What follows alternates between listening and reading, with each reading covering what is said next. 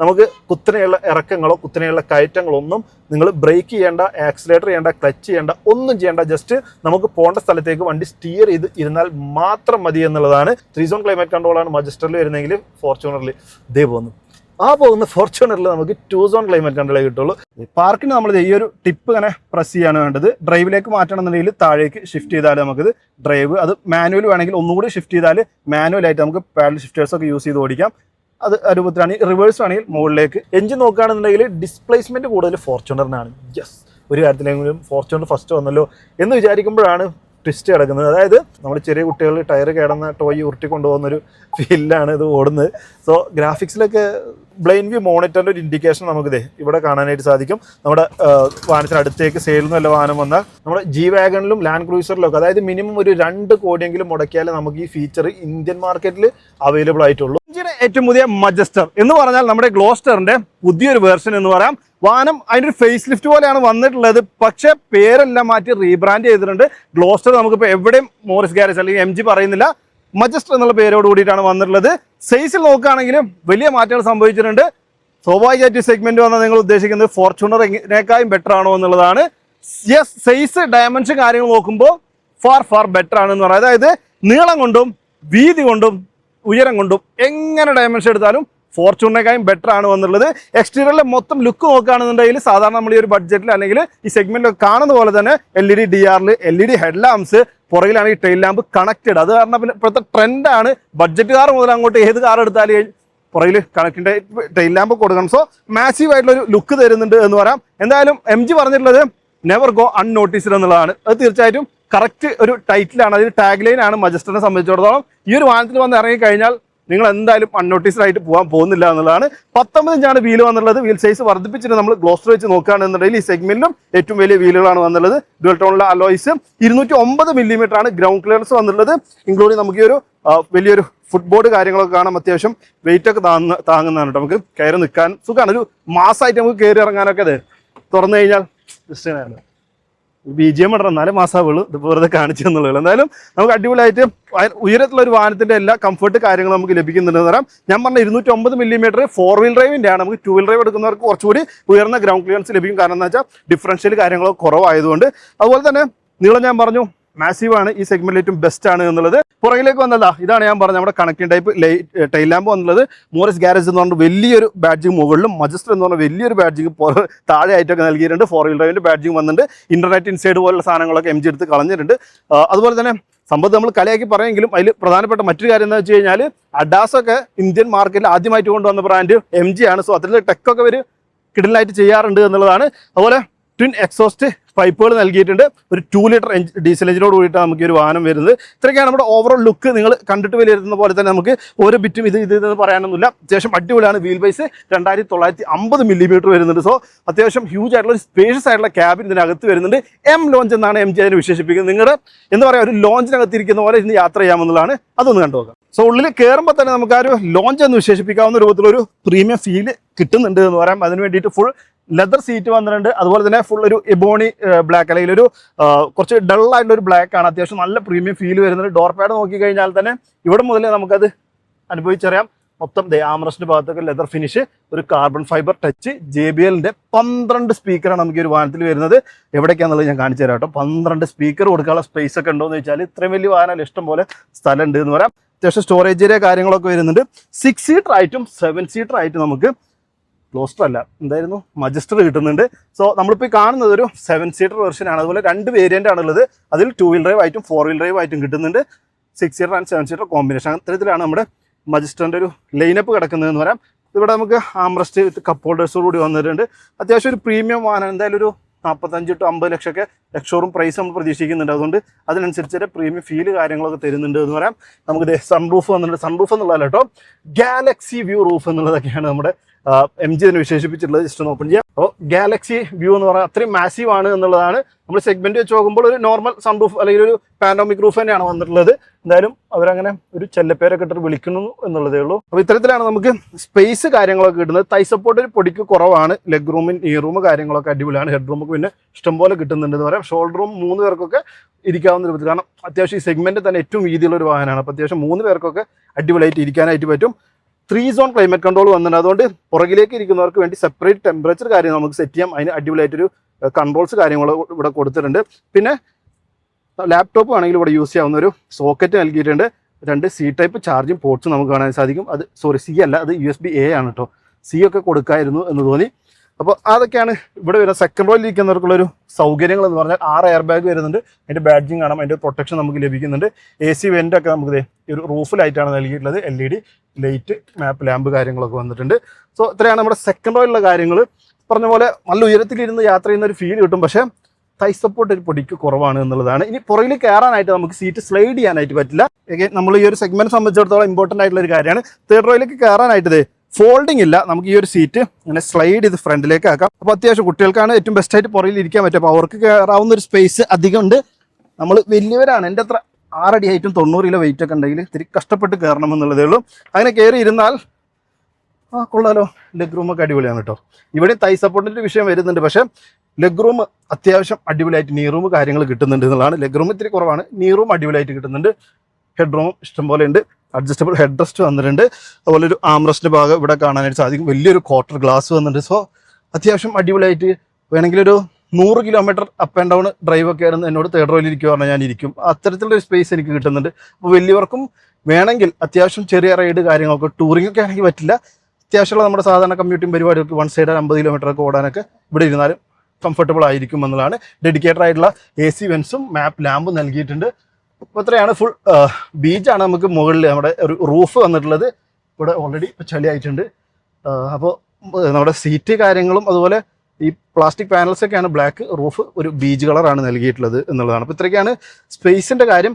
ഇനി ഒരുപാട് ഫീച്ചേഴ്സ് കുത്തി അറച്ചിട്ടുള്ള ഒരു വേരിയൻ്റ് MG എന്ന് പറഞ്ഞ ഫീച്ചേഴ്സിൻ്റെ കാര്യം നമ്മൾ വാരിക്കോരി തരുന്നൊരു ബ്രാൻഡാണെന്നറിയാം. അതെല്ലാം നമുക്ക് ഡ്രൈവർ സീറ്റിൽ ഇരുന്ന് എൻജോയ് ചെയ്യാനുള്ളതാണ്. ഇതാണ് മജസ്റ്ററിൻ്റെ കീ വന്നിട്ടുള്ളത്. അത്യാവശ്യം ഒരു പ്രീമിയം ഫീൽ ചെയ്യുന്ന കീ കാര്യങ്ങളാണ്. ഇത് ഉപയോഗിച്ച് നമുക്ക് സൺറൂഫ് അടക്കം ഓപ്പറേറ്റ് ചെയ്യാം. അതുപോലെ ബൂട്ട് ഓപ്പൺ ചെയ്യാം. ബൂട്ട് ഞാൻ കാണിച്ചില്ല അല്ലേ.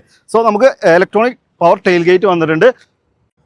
യെസ്, ഇത്തരത്തിൽ ജസ്റ്റ് ഒരു ബട്ടൺ പ്രസ് ചെയ്താൽ ഫുള്ളായിട്ട് ഓപ്പൺ ആവുന്നതാണ്.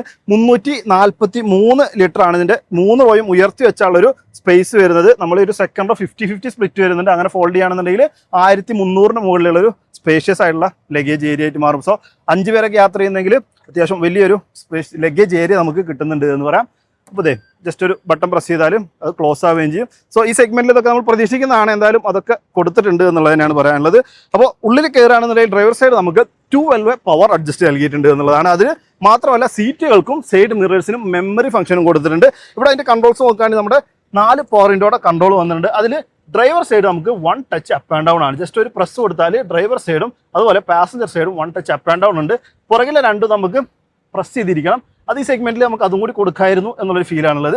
ഇലക്ട്രിക്കലി അഡ്ജസ്റ്റ് ചെയ്യാനും ഫോൾഡ് ചെയ്യാനും കഴിയുന്ന മിറേഴ്സ് ആണ്. അതിൽ നമുക്ക് മെമ്മറി സെറ്റ് ചെയ്യാം. അതായത് 2 മെമ്മറി വരെ സെറ്റ് ചെയ്യാം. ഒപ്പം ഡ്രൈവർ സീറ്റ് 12 അഡ്ജസ്റ്റ് വരുന്നുണ്ട്. ഇൻക്ലൂഡിങ് ലംബാർ സപ്പോർട്ട് അടക്കം നമുക്ക് വരുന്നുണ്ട് എന്നുള്ളതാണ്. ഡ്രൈവർ സൈഡിന് 12 വേയിൽ അഡ്ജസ്റ്റ് ചെയ്യാമെങ്കിൽ ഫ്രണ്ട് പാസഞ്ചർക്ക് 8 പവർ അഡ്ജസ്റ്റും കൊടുത്തിട്ടുണ്ട്. അതിനും ലംബാർ സപ്പോർട്ട് കാര്യങ്ങളൊക്കെ കൊടുത്തിട്ടുണ്ട്. സോ അതിനൊക്കെ ലൈക്ക് കൊടുക്കാൻ അതൊക്കെ നമ്മൾ ഈ ഒരു ബഡ്ജറ്റിൽ അത്യാവശ്യം പ്രീമിയം കാറ്റഗറി ആയിട്ട് പരിഗണിക്കേണ്ട ഫീച്ചേഴ്സ് ആണെന്ന് പറയാം. ടിൽറ്റ് ആൻഡ് ടെലിസ്കോപ്പിക് ആണ് സ്റ്റിയറിംഗ് വീൽ വന്നിട്ടുള്ളത്. ഏത് രൂപത്തിൽ വേണമെങ്കിൽ നമുക്ക് അഡ്ജസ്റ്റ് ചെയ്യാനായിട്ട് സാധിക്കും. പാഡിൽ ഷിഫ്റ്റേഴ്സ് കാണാൻ നമുക്ക് ഓട്ടോമാറ്റിക് ആയിട്ടാണ് മജസ്റ്റർ ലഭിക്കുക എന്നുള്ളതാണ്. സ്റ്റിയറിംഗ് മൗണ്ട് കൺട്രോൾസ് ഒരുപാട് കൺട്രോൾസ് വന്നിട്ടുണ്ട്. നമ്മുടെ ഈ ഭാഗത്തൊക്കെ നമുക്ക് വന്നിട്ടുള്ളത് എൻ്റർടൈൻമെൻറ്റ് കൺട്രോൾസ് ആണെങ്കിൽ ഇവിടെ നമ്മുടെ ക്രൂയിസ് കൺട്രോൾ പോലത്തെ കാര്യങ്ങളൊക്കെയാണ്. അഡാസിൻ്റെ കൺട്രോൾസ് ആണ് ഈ ഭാഗത്ത് വന്നിട്ടുള്ളത്. അത്യാവശ്യം ഒരു പ്രീമിയം ഫീൽ ഇവിടെയും കാണാനുണ്ട് എന്നുള്ളതാണ്. നമുക്ക് ഒരു ലെതർ റാപ്പ് കാര്യങ്ങളൊക്കെ വന്നിട്ടുണ്ട്. ഇനി ഡ്രൈവ് ചെയ്യുന്ന സമയത്ത് നോർമൽ കാറിൽ കാണാത്ത ഒരു സാധനമാണിത്. ഒരു ഡ്രൈവ് സെലക്ടർ നമുക്ക് കോളം ഡ്രൈവ് സെലക്ടറാണ് നൽകിയിട്ടുള്ളത്. പാർക്കിന് നമ്മൾ ഈ ഒരു ടിപ്പ് ഇങ്ങനെ പ്രസ് ചെയ്യാണ് വേണ്ടത്. ഡ്രൈവിലേക്ക് മാറ്റണമെന്നുണ്ടെങ്കിൽ താഴേക്ക് ഷിഫ്റ്റ് ചെയ്താൽ നമുക്കിത് ഡ്രൈവ്, അത് മാനുവൽ വേണമെങ്കിൽ ഒന്നുകൂടി ഷിഫ്റ്റ് ചെയ്താൽ മാനുവലായിട്ട് നമുക്ക് പാഡൽ ഷിഫ്റ്റേഴ്സൊക്കെ യൂസ് ചെയ്ത് ഓടിക്കാം. അത് രൂപത്തിലാണ്. റിവേഴ്സ് ആണെങ്കിൽ മുകളിലേക്ക്. ഇത്തരത്തിലാണ് നമുക്ക് ആ ഒരു റൈഡ് മോഡ്സ് വന്നിട്ടുള്ളത്. പാർക്കിങ്ങിന് എന്തായാലും ഒരു ജസ്റ്റ് ക്ലിക്ക് ബട്ടൺ കൊടുത്തത് നല്ലൊരു ഫീച്ചറായിട്ട് തോന്നി. ഇനി ഇത് നമ്മൾ ഡ്രൈവ് സെലക്ട് ഇവിടെ വന്നപ്പോൾ ഹെഡ്ലൈറ്റിൻ്റെ കൺട്രോൾ എവിടെ പോയെന്ന് വെച്ചാൽ ഹെഡ്ലൈറ്റ് ജസ്റ്റ് പാസ് മാത്രമേ നമുക്ക് ഇവിടെ കൊടുത്തിട്ടുള്ളൂ. ബാക്കി കൺട്രോൾസ് ഒക്കെ ഇതിൽ വൈപ്പറിൻ്റെ ആണ് നൽകിയിട്ടുള്ളത്. ബാക്കി ഹെഡ്ലൈറ്റിൻ്റെ കൺട്രോൾസ് ഒക്കെ എടുക്കേണ്ടത് നമ്മൾ ഈ ഒരു ഇൻഫർടൈൻമെൻറ്റ് വഴിയാണ് എന്നുള്ളതാണ്. ഒരു ഷോർട്ട് കട്ടായിട്ട് നമ്മുടെ സൈഡിൽ തന്നെ നൽകിയിട്ടുണ്ട്. ജസ്റ്റ് ഇവിടെ പ്രസ് ചെയ്താൽ നേരെ ഹെഡ്ലൈറ്റ് ഓൺ ഓഫ് ഓട്ടോ അത്തരം കാര്യങ്ങളൊക്കെ നമുക്ക് ഇവിടെ കൺട്രോൾ ചെയ്യാം എന്നുള്ളതാണ്. ആ രൂപത്തിലാണ് മൊത്തത്തിൽ ഇതിൻ്റെ ഒരു സെറ്റിംഗ് വന്നിട്ടുള്ളത്. കൺട്രോൾസ് എല്ലാം കുറവാണ് എന്ന് പറയാം. സ്റ്റിയറിംഗ് മൗണ്ട് കൺട്രോൾസും AC കൺട്രോൾസ് വെച്ച് വേറെ ഒന്നും നമുക്ക് ഇവിടെ കാണാനില്ല. ഒരു 12.3 ഇഞ്ചിൻ്റെ ടച്ച് സ്ക്രീൻ കാണാൻ സാധിക്കും. വയർലെസ് ആയിട്ട് apple CarPlay, Android auto support ചെയ്യുന്നുണ്ട്. അതിൽ ഇതിലാണ് മൊത്തം നമ്മുടെ എല്ലാ കൺട്രോൾസും നൽകിയിട്ടുള്ളത്. ഈ ഷോർട്ട് കട്ട് എടുത്തു കഴിഞ്ഞാൽ നമുക്ക് ഏറ്റവും ആദ്യം ലാമ്പിൻ്റെ വരും, മേലെ window, lock, steering wheel, side mirror, ambient lighting 64 ambient lighting വരുന്നുണ്ട്, tyre pressure monitoring, rear wiper, tail ഗേറ്റിൻ്റെ അഡ്ജസ്റ്റ് കാര്യങ്ങൾ, സൺറൂഫ് നമുക്ക് കീയിൽ ഓപ്പറേറ്റ് ചെയ്യാം, ഇവിടെ ഓപ്പറേറ്റ് ചെയ്യാം, അതുപോലെ മുകളിൽ, അങ്ങനെ 3 കൺട്രോൾസ് ആയിട്ട് നൽകിയിട്ടുണ്ട്. പിന്നെ റിയർ വ്യൂ മിറർ, സീറ്റ്, ഇതിലൊക്കെ നമുക്ക് മസാജ് ഫംഗ്ഷൻ, ഫ്രണ്ടിലെ 2 സീറ്റുകളിലും മസാജ് ഫംഗ്ഷൻ കൊടുത്തിട്ടുണ്ട്. അപ്പോൾ അതൊക്കെ കൺട്രോൾ നമ്മൾ ഇവിടെയാണ് എടുക്കേണ്ടത്. അതിന് 3 ലെവൽ കൊടുത്തിട്ടുണ്ട്: pulse, wave, catwalk, single, smooth, butterfly, waste, snake എന്നിങ്ങനെയുള്ള പല മോഡുകൾ മസാജിന് നൽകിയിട്ടുണ്ട്. ഞാൻ മസാജ് ഓൺ ആക്കി നോക്കി, അടിപൊളിയാണ്. പിന്നെ വയർലെസ് ചാർജർ ഓൺ ഓഫ് ആക്കാം, ഡിഫോൾട്ടായിട്ട് നമുക്കത് ഓൺ ആയിരിക്കും. ഇവിടെ 2 വയർ ഫോണുകൾ ഒരുമിച്ച് ചാർജ് ചെയ്യാനുള്ള ഓപ്ഷൻ കൊടുത്തിട്ടുണ്ട്.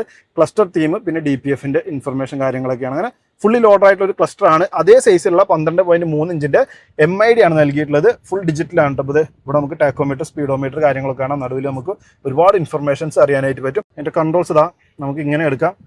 മൈലേജ് കാണിക്കുന്ന 1 ലിറ്റർ, 1 ലിറ്റർ പെർ ഹവർ, കാരണം നമ്മൾ നിർത്തിയിട്ടേക്കാണ്. സോ ഈ ഒരു കൺട്രോൾസ് ഉപയോഗിച്ചുകൊണ്ട് നമുക്ക് ഇതിൻ്റെ ഒരുപാട് ഇൻഫർമേഷൻ, നാവിഗേഷൻ നമുക്കിത് ഇതിനകത്ത് കാണാനായിട്ട് പറ്റും കേട്ടോ. അപ്പോൾ അത്തരത്തിൽ ഫുള്ളി ലോഡർ ആയിട്ടുള്ളൊരു വാഹനമാണ് എന്നുള്ളതാണ് പറഞ്ഞു വന്നത്. അപ്പോൾ പുഷ് ബട്ടൺ നമ്മുടെ ലെഫ്റ്റ് സൈഡിലായിട്ട് കൊടുത്തിട്ടുണ്ട്. ഓട്ടോമാറ്റിക് AC കൺട്രോൾസ് ഇവിടെ വന്നിട്ടുണ്ട്. ഇവിടെ ഡുവൽ സോൺ ആണ്. ഡ്രൈവർക്ക് സെപ്പറേറ്റ് ടെമ്പറേച്ചറും പാസഞ്ചർക്ക് സെപ്പറേറ്റ് ടെമ്പറേച്ചർ നമുക്ക് സെറ്റ് ചെയ്യാനായിട്ട് പറ്റും. ഫ്രണ്ടിലെ സീറ്റുകളും അടിപൊളിയാണ്. നമ്മളൊരു പ്രീമിയം വാഹനത്തിൽ നമ്മൾ പ്രതീക്ഷിക്കുന്ന രൂപത്തിലുള്ളൊരു സീറ്റുകളും കാര്യങ്ങളും വന്നിട്ടുണ്ട്. അതുപോലെ ഇവിടെയൊക്കെ നമുക്ക് ഓഫ് റോഡിൻ്റെ കൺട്രോൾസ് ആണ് വന്നുള്ളത്. 2H, 4H, ഓട്ടോ, പിന്നെ ക്രോൾ കൺട്രോൾ, അത്തരം കാര്യങ്ങളൊക്കെയാണ് വന്നുള്ളത്. 10 മോഡുകളാണ് നമുക്ക് ഓഫ് റോഡിന് മാത്രം മജസ്റ്ററിൽ വരുന്നത് എന്നുള്ളതാണ്. അതൊക്കെ നമുക്ക് ഇവിടെ ആക്സസ് ചെയ്യാനായിട്ട് പറ്റും. അതിന് താഴെ കപ്പ് ഹോൾഡേഴ്സ് കാണാം. അത് ക്ലോസർ ആണ് വന്നിട്ടുള്ളത്. നമുക്ക് ആവശ്യമെങ്കിൽ ക്ലോസ് ചെയ്ത് വെക്കാം. ഒരു പ്രീമിയം രൂപത്തിലുള്ളൊരു ആംറസ്റ്റ് നമുക്കിത് സൈഡ് ഓപ്പൺ ആവുന്ന രൂപത്തിൽ നൽകിയിട്ടുണ്ട്. അതിൻ്റെ താഴെ ഹ്യൂജ് സ്റ്റോറേജ് ഏരിയ വരുന്നുണ്ട്. ഇവിടെ ഒരു ഗ്രാബ് ഹാൻഡിൽ വന്നിട്ടുണ്ട്. കാരണം അത്യാവശ്യം ഓഫ് റോഡൊക്കെ പോകുന്ന സമയത്ത് നമുക്ക് പിടിച്ചിരിക്കാനായിട്ട് ഈവൻ ഡ്രൈവർക്ക് അടക്കം ഗ്രാബ് ഹാൻഡിൽ കൊടുത്തിട്ടുണ്ട്. അതൊക്കെ അത്യാവശ്യമാണ് ഒരു ഓഫ് റോഡ് വാഹനത്തിൽ. പിന്നെ വലിയൊരു ഗ്ലോ ബോക്സ് വന്നിട്ടുണ്ട്. ഓട്ടോ ഡിമ്മിംഗ് ആയിട്ട് IRMസും 2 ഗ്ലോസി ബ്ലാക്ക് ഫിനിഷിൽ അകത്തായിട്ട് നമുക്ക് മനോഹരമായിട്ടുള്ള മാപ്പ് ലാംപ്സ്, പിന്നെ നമ്മുടെ സൺഷെയ്ഡ് കർട്ടന് വേണ്ടി ഡെഡിക്കേറ്റർ കൺട്രോളും, സൺറൂഫ് ഓപ്പൺ ചെയ്യണമെങ്കിലും ഡെഡിക്കേറ്റർ കൺട്രോൾ കാര്യങ്ങളൊക്കെ വന്നിട്ടുണ്ട്. പിന്നെ മാപ്പ് ലാമ്പ്, അതുപോലെ വാനിറ്റി മിറർ വിത്ത് ലൈറ്റോട് കൂടിയിട്ട് പാസഞ്ചർ സൈഡും അതുപോലെ തന്നെ ഡ്രൈവർ സൈഡും കൊടുത്തിട്ടുണ്ട്. ഇത്രയൊക്കെയാണ് നമ്മുടെ കാഴ്ചയുള്ള ഓരോ കാര്യങ്ങൾ വരുന്നത്. സോ ഡ്രൈവിംഗ് സീറ്റിൽ ഇരിക്കുമ്പോൾ നമുക്ക് മെയിനായിട്ട് ആ ഒരു കമ്പാരിസൺ നമ്മുടെ മനസ്സിലേക്ക് കയറി വരും. ഫോർച്യൂണർ എന്നുള്ളൊരു പേരും പറയാതെ നമുക്ക് മജസ്റ്ററിനെ കുറിച്ച് ചർച്ച ചെയ്യാനായിട്ട് പറ്റില്ല. ഓൾറെഡി ഡയമെൻഷൻ നമ്മൾ കണ്ടു കഴിഞ്ഞു. എല്ലാ രീതിയിലും നമുക്ക് നമ്മുടെ മജസ്റ്റർ തന്നെയാണ് വലുത് എന്ന് പറയാനുള്ള ഡയമെൻഷൻ. എഞ്ചിൻ നോക്കുകയാണെന്നുണ്ടെങ്കിൽ ഡിസ്പ്ലേസ്മെൻറ്റ് കൂടുതൽ ഫോർച്യൂണറിനാണ്. യെസ്, ഒരു കാര്യത്തിലെങ്കിലും ഫോർച്യൂണർ ഫസ്റ്റ് വന്നല്ലോ എന്ന് വിചാരിക്കുമ്പോഴാണ് ട്വിസ്റ്റ് കിടക്കുന്നത്. അതായത് ഫോർച്യൂണറിൽ ഒരു 2.8 ലിറ്റർ ഡീസൽ എഞ്ചിനാണെന്നുണ്ടെങ്കിൽ മജസ്റ്ററിൽ MG കൊടുത്തുള്ള ഒരു 2 ലിറ്റർ ഡീസൽ എഞ്ചിനാണ്. പക്ഷേ അവരൊരു മാജിക് ചെയ്തു, ട്വിൻ ടർബോ കൊടുത്തു. അതായത് ലോവൻഡിലേക്ക് ഒരു കുഞ്ഞ് ടർബോ കൊടുത്ത് ലാഗ് കുറക്കാൻ വേണ്ടിയിട്ട്. അതുപോലെ ഒരു ഹൈവേയിലേക്ക് പോയി നമ്മൾ ഫുൾ ത്രോട്ടിൽ ഹൈ സ്പീഡ് എടുക്കുന്ന സമയത്ത് ഒരു വലിയ ടർബോയും മറിക്കുക. അങ്ങനെ 2 ടർബോ കൊടുത്തുകൊണ്ട് തന്നെ നമുക്ക് പവർ ഫിഗേഴ്സിൽ ഒരു ലാഗും ഫീൽ ചെയ്യില്ല. അതുപോലെ തന്നെ പവർ കൂടുതൽ പ്രൊഡ്യൂസ് ആകുന്നുണ്ട്. നമുക്ക് ഈ ഒരു 2 ലിറ്റർ എഞ്ചിനിൽ നിന്ന് തന്നെ 215 bhp പവർ പ്രൊഡ്യൂസ് ചെയ്യും. അത് ഫോർച്യൂണറിനെ അപേക്ഷിച്ച് 11 bhp അധികമാണ് എന്നുള്ളതാണ്.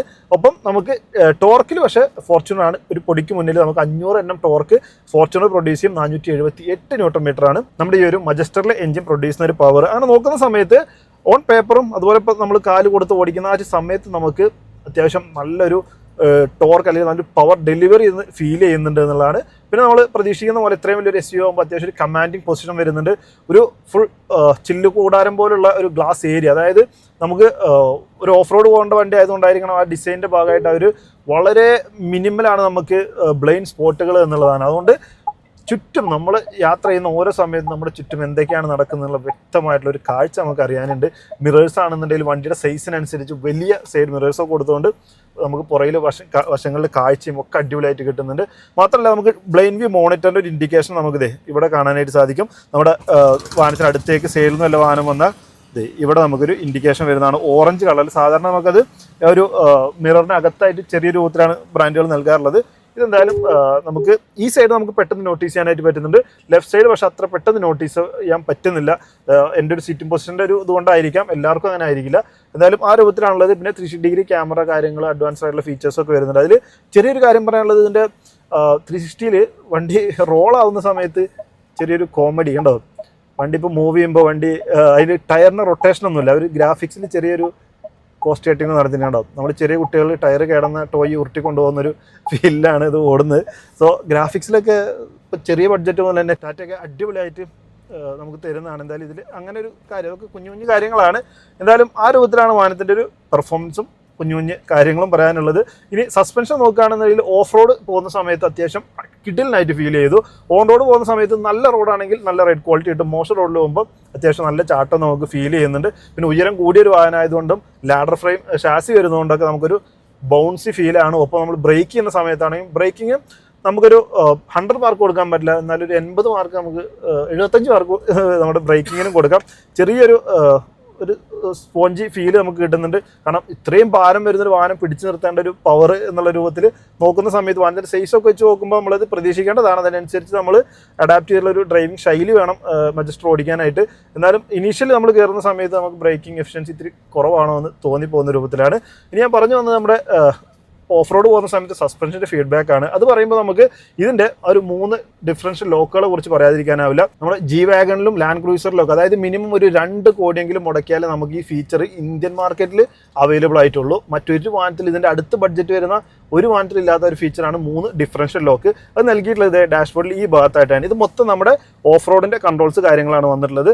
ഇതിൽ സെൻട്രൽ കാണുന്നതാണ് സെൻട്രൽ ഡിഫറൻഷ്യൽ ലോക്ക്. അത് ഓൺ ആക്കുന്ന സമയത്ത് നമുക്ക് പവർ 4 വീലിലും ഈവൻ ആയിട്ടുള്ളൊരു പവർ ഡിസ്ട്രിബ്യൂഷൻ നടക്കും. അങ്ങനെ പറയുമ്പോൾ നമ്മൾ ഒരു മനസ്സിലാക്കാനായിട്ട് പറയുകയാണെന്നുണ്ടെങ്കിൽ ഒരു 25% അങ്ങനെ 4 വീലിലും 25% വെച്ച് 100% പവർ ഡിസ്ട്രിബ്യൂട്ട് ചെയ്യുന്ന ഒരു രീതിയിലായിരിക്കും നമ്മൾ സെൻട്രൽ ഡിഫറൻഷ്യൽ ഓൺ ആക്കി ഓടിക്കുന്ന സമയത്ത്. സോ അതാണ് സാധാരണ ഒരു ഓഫ് റോഡ് വാഹനങ്ങൾ നമ്മൾ കണ്ടുവന്നിട്ടുള്ളത്. പക്ഷെ ആ സിറ്റുവേഷനിലും ചില സമയത്ത് നമുക്ക് വീല് അധികം, അല്ലെങ്കിൽ ഏതെങ്കിലും ഒരു സൈഡിൽ നമ്മൾ ഈ ആർട്ടിക്കുലേഷൻ ടെസ്റ്റ് ഒക്കെ നടക്കുന്ന സമയത്ത് ഒരു വീൽ എയറിലാണ് എന്നുണ്ടെങ്കിലും ബാക്കിൽ ഈവൻ ആയിട്ട് ആ ഒരു 25 തന്നെ പവർ കൊടുത്തുകൊണ്ടിരിക്കുന്നതുകൊണ്ട് ആ എയറിലുള്ള വീലും കറങ്ങാനുള്ള സാധ്യത കൂടുതലാണ്.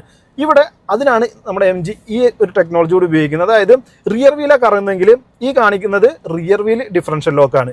അത് നമ്മൾ ഓൺ ആക്കുകയാണെന്നുണ്ടെങ്കിൽ ഇപ്പോൾ റിയർ വീൽ എയറിലാണ്, അത് കറങ്ങിക്കൊണ്ടിരിക്കുകയാണ്, എയറിലുള്ളത് ഒരെണ്ണത്തിന് മാത്രമേ ഗ്രിപ്പ് ഉള്ളൂ എന്നുണ്ടെങ്കിൽ ഇത് ഓൺ ആക്കി കഴിഞ്ഞാൽ ആ എയറിൽ നിൽക്കുന്ന വീലിൻ്റെ കറക്കം നിർത്തിയിട്ട് അതിലേക്ക് കൊടുക്കുന്ന പവർ കൂടി ആ ഗ്രിപ്പുള്ള വീലിലേക്ക് കൊടുക്കും. സോ എത്ര മോശം ടെറൈൻ ആണെന്നുണ്ടെങ്കിൽ നമുക്ക് കയറി പോരാൻ സുഖമാണ് എന്നുള്ളതാണ്. അപ്പോൾ ഫ്രണ്ടിലാണെന്നുണ്ടെങ്കിൽ നമുക്ക് ഫ്രണ്ടിലെ ഡിഫറൻഷ്യൽ ഓൺ ആക്കാം. ഇത് വേണമെങ്കിൽ ഇത് 3 ഓൺ ആക്കിയിട്ട് നമുക്ക് അത്രയും അഗ്രസീവ് ആയിട്ടുള്ള ഹാർഡ് കോർ ഓഫ് റോഡ് വേണമെങ്കിൽ ആ രൂപത്തിലും ചെയ്യാം. അങ്ങനെ വളരെ കേപ്പബിൾ ആയിട്ടുള്ളൊരു ഓഫ് റോഡ് വാഹനമായിട്ടാണ് മജസ്റ്ററിനെ അവർ മാറ്റിയിട്ടുള്ളത്. നമുക്കറിയാം പഴയ ഗ്ലോസ്റ്ററിന് ഒരുപാട് നെഗറ്റീവ് കാര്യങ്ങളൊക്കെ പലരും പറഞ്ഞിട്ടുണ്ടായിരുന്നതാണ്. പക്ഷേ ഓഫ് റോഡിൻ്റെ കാര്യത്തിൽ ബാക്കിയുള്ളവരൊക്കെ പെർഫെക്റ്റ് ആയിരുന്നു.